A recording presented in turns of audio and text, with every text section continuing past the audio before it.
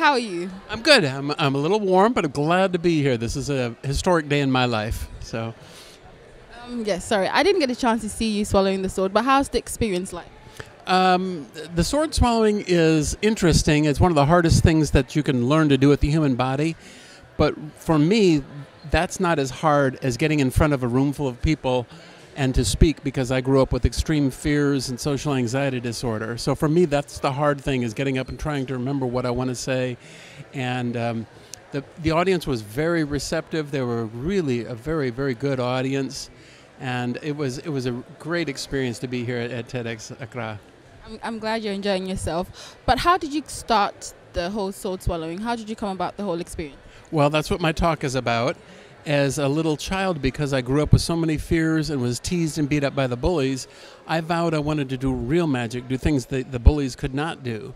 And so I learned juggling, fire eating, glass eating, stilt walking, unicycle riding. In 1997, I heard there were less than a dozen sword swallowers left in the entire world.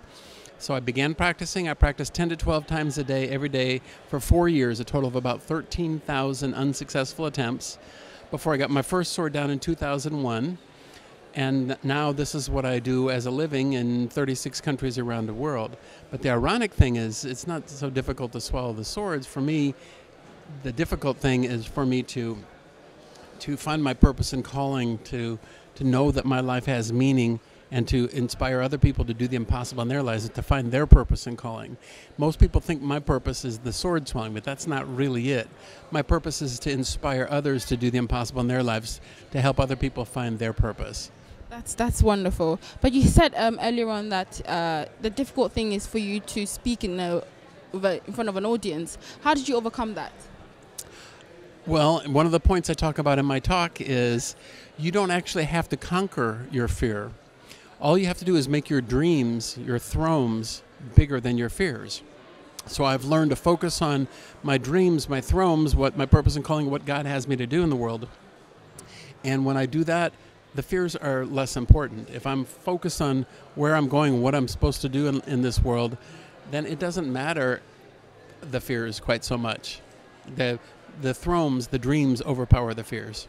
So I guess that's your takeaway then, to inspire the young ones to do the impossible in your life.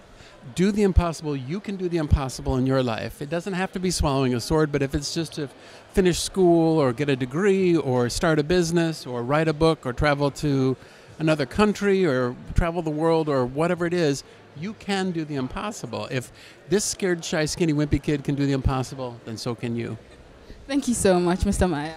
Thank you.